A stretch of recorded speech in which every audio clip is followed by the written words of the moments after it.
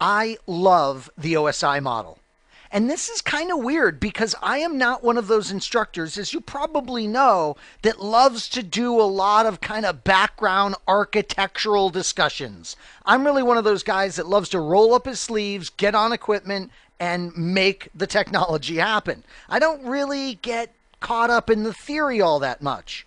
But the OSI model is super important. We're going to look at the TCP/IP model, the OSI model. We're going to look at routers and switches and where they fit. And we'll also look at collision domains versus broadcast domains. Very important general networking theory that we're going to hit in this particular nugget. I'm thrilled you're here. So here we can see a head-to-head comparison. On the left, in this corner, ding, ding, ding, we've got the TCP model. And over here on the right, we've got the OSI model presented. It's interesting. Before we get into the details here, let's just think about why these things were created. And this TCP model, you can see, is not as complex. It does predate the later OSI model.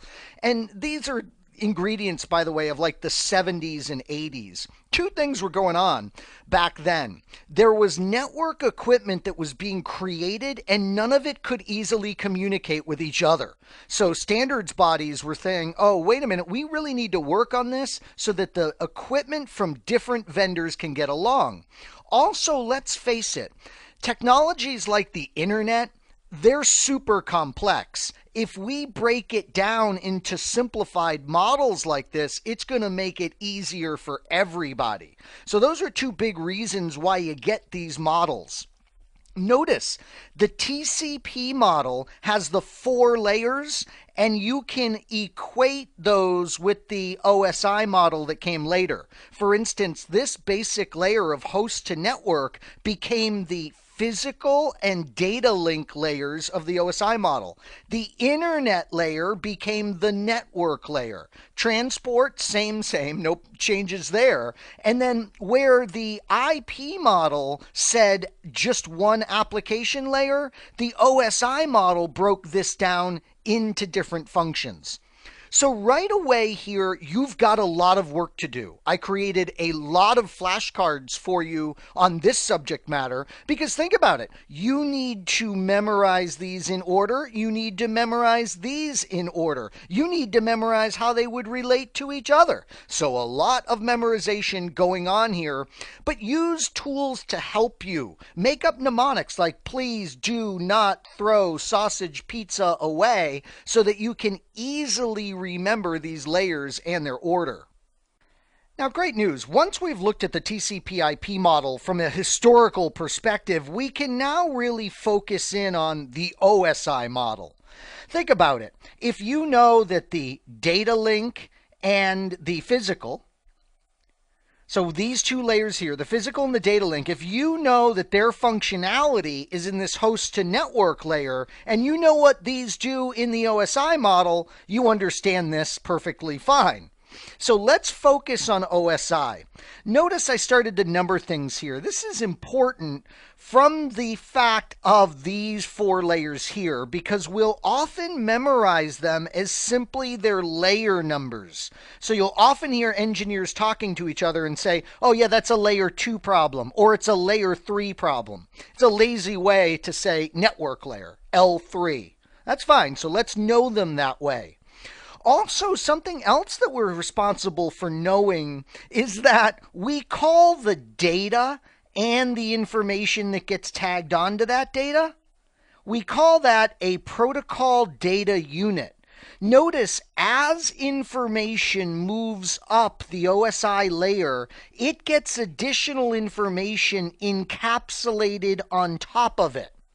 So there's more complexity as we move up the stack. At each layer, we call the information something specific.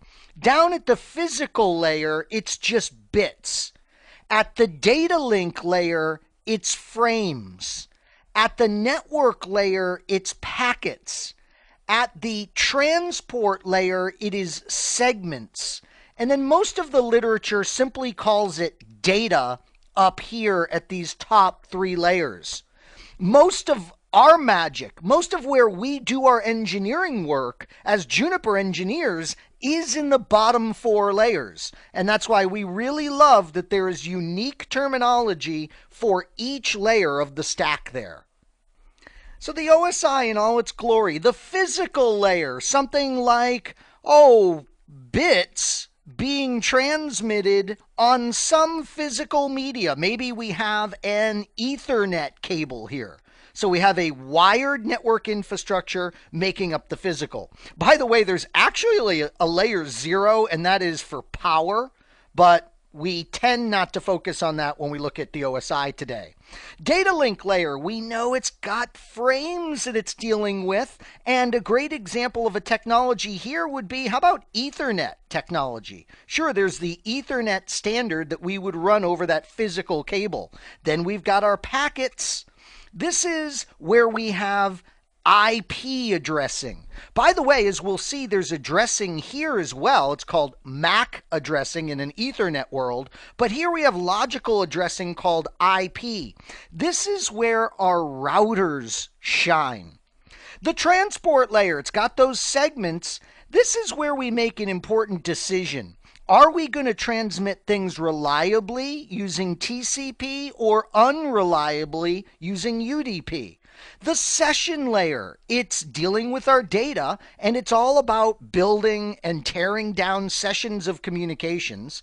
The presentation layer, again, the data is how we refer to the PDU, and the presentation layer makes sure that we're formatting things in a standard way. How about a JPEG for the use of graphics these days? Yeah, pretty ubiquitous, and the JPEG format is the concern of the presentation layer, and then the application layer stuff hooks inside of applications to give network connectivity to data.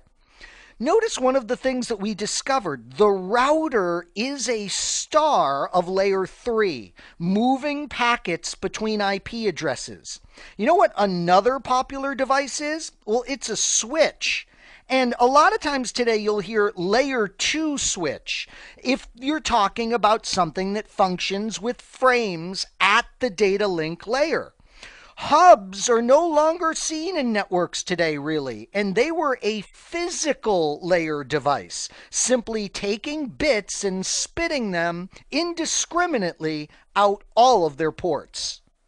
So the hub, a bit spitter. I don't even have a fancy drawing of a hub for you because we're not going to use hub drawings in this course much longer.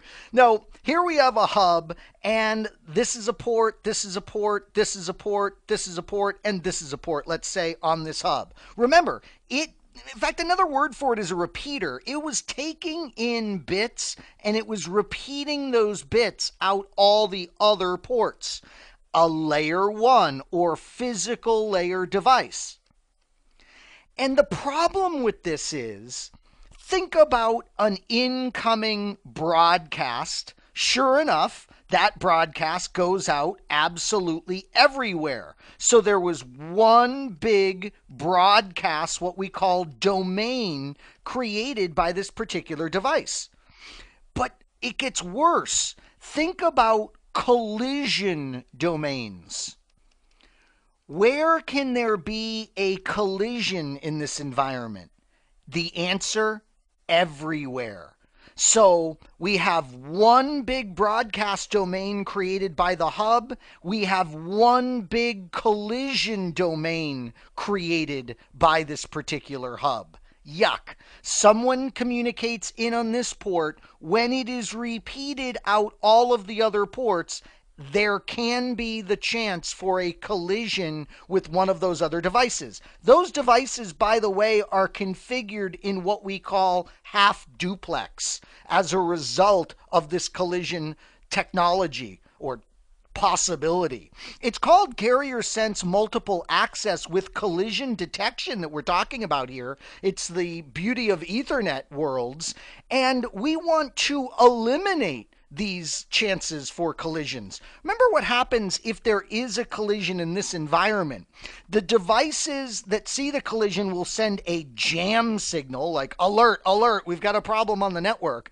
They will then set a back off timer. So each of the devices that has stuff collide will set a randomized timer. They'll listen again to see if there's collisions on the network, and then they'll resend. So collisions are seen as super, super bad. Super bad, because of the fact that they're making the communication so much less efficient. All this randomized backing off and resending. We want to eliminate collisions, and that's why we're excited about layer 2 devices, switches. So layer 2 switches certainly took the networking world by storm. And here is a layer 2 switch as would be represented by Juniper. In fact, in the Nugget Lab files, I have for you the official Visio icons that Juniper uses for their major networking devices. So go ahead and grab that from the Nugget Lab files so you can get used to using these in your Juniper-based network diagrams. Here is a layer 2 switch. We know it works with frames, but we have a question. There's this concept of a broadcast domain, and there's this concept of a collision domain. With this layer 2 switch, how many of these entities are we going to get by default? Remember, with the hub, one big broadcast domain, one big collision domain. But now we have a layer 2 switch. Well, look it, I'm going to draw 5 connections on this particular switch, and when a broadcast comes in, by default, that broadcast is going to be sent out all of the interfaces. So by default, there is indeed one big broadcast domain.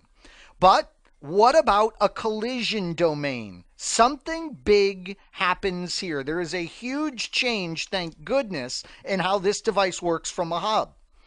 When a unicast, that's traffic directed for one entity, comes in this port, it will only go out the one port that is required. And by the way, we'll see this in more detail later on, but that's because of the MAC address at layer 2 that exists. It allows filtering of traffic only where it needs to go. It allows what we call full duplex to be configured on all of these devices. So the answer to our question is, how many collision domains do we have? It's 1, 2, 3, 4, 5. That's right. In this illustration, it is 5 collision domains that are created. It sounds like more collision domains would be a bad thing, but it's actually a great thing. The more collision domains you have, the better off you are, because there is the least chance for a collision in your environment. So just wrap your brain around that terminology. The more collision domains, the better, as a result of fewer devices that can collide with each other. In fact, let me clear off this chicken scratch, and let me do this. Let me make it clear to you what's happening here. I have a connection right here, and let's say that host A is connected there. And then I have another connection right here, and it's server X that is connected here. And then let's put in server Y. Notice what's happening. The only entity that is in this collision domain is server X. The only entity in this collision domain is host A. So there's no chance for collisions with this beautiful topology. This is what's often called in the literature micro-segmentation. It is taking the network and micro-segmenting it into these tiny little one-device collision domains, so we eliminate the possibility of collisions in our environment. What about a router? What about our device that works at layer 3 with packets? Well, great news. So it's going to connect, let's say, to this switch and to this switch. And what the router is going to do is it's going to create a broadcast domain and a collision domain for every interface by default. So look at this. We've got a broadcast domain over here and a collision domain created over here. So notice with the router in this illustration, we have the 2 collision domains and the 2 broadcast domains. Now, the question becomes about a layer 2 switch. We get the one broadcast domain by default, but is there anything that we could do about that? And the answer is a resounding yes, there is. What you can do on your layer 2 switches is you can create VLANs. VLANs are indeed additional broadcast domains. So think about it. You could spread out VLANs throughout your topology, and you could create additional broadcast domains and have those span many different devices. So while it's true by default, the layer 2 switch is going to give us one broadcast domain, we can go in and create VLANs in order to create those additional broadcast domains. Well, you know what time it is? It is pop quiz time. Here we go. Your network consists of 3 Juniper switches. Each switch connects to 5 servers or hosts. Each switch also connects to a Juniper router. The Juniper router connects to the internet. How many broadcast domains versus how many collision domains do you have? This would be a great time to pause the video. I would recommend sketching this out on your scratch paper and then unpausing this video as I walk you through the solution. Good luck. Okay, so our first step is to remain calm. Resist the urge to panic, especially if this may be one of your weaker areas. Do not panic. First things first, let's just concentrate on drawing an accurate diagram. So here is my Juniper router. It makes a connection out to the internet. It makes a connection to 3 Juniper switches. We don't have to be fancy with our illustration, just accurate. Each of those Juniper switches connects to 1, 2, 3, 4, 5 hosts or servers, doesn't matter. So there we go. There's our representation of this particular network. I think I might start with the broadcast domains. It's a little easier for me to think about. One of the tricks that you can use for the broadcast domains is think about how you might number such a network. This is like the 14 network space. This would be, let's say, 10, 10, 10. This would be 10, 20, 20 maybe. This would be 10, 30, 30. So we're thinking in terms of logical IP address space in these different areas of the network, and that can help us think of the broadcast domains. We have 1 of them, we have 2 of them, we have 3 of them, and we have 4 of them. So we have 4 broadcast domains in this particular scenario. And once again, the addressing, the thought of the subnets that we would create help us. Now, what about our collision domains? Well, we're going to have a lot of them here. Absolutely. We have a collision domain created here for the internet connection. And because we're using exclusively switches inside our network, yeah, we know what we're doing. We would have 1 here, 1 here, 1 here. We'd have 5, 6, 7, 8, 9 here.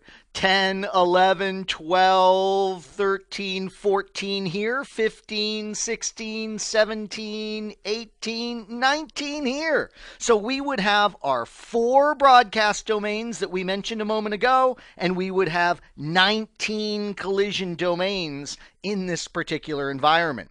This large number of collision domains makes us realize that micro segmentation process where we are not experiencing collisions anywhere inside our Happy Juniper network here because of our utilization of routers and switches, not hubs, to build our topology. Now, this nugget certainly did cover quite a few incredibly important topics. You might want some additional practice with the material of this nugget right now. No problem. Head to my blog site at ajsnetworking.com, and you can obviously go to the Juniper category here, but how about just a search on OSI? A search on OSI is going to bring you to a post I created for you OSI and things that use it quiz. So if you want some quizzing on the contents of this nugget to ensure you're ready for your certification exam environment, please hit that up. Also, this is an older video that I did, but I think you might like it. It's troubleshooting with the OSI model. This is a little bonus content for you that will really show you just how precious the OSI model can be to you today as a network engineer. It's so much more valuable, like we discussed, than just passing a certification exam. I'm sure you agree, a critical nugget here in our journey. We took a look at the old TCP/IP model, we compared it to the OSI model, we saw where routers and switches plug into this particular infrastructure, and we talked about collision domains versus broadcast domains. I spent quite a bit of time there because I have seen that that is an area of struggle for students, but it won't be for you. For each of the 4 major topics that we covered in this nugget, I have added additional resources for you in the Nugget Lab files, from diagrams to more expounded upon explanations for you to enjoy. Don't forget about your flashcards that I've created for you as well. I sure hope this nugget was informative for you, and I'd like to thank you for viewing.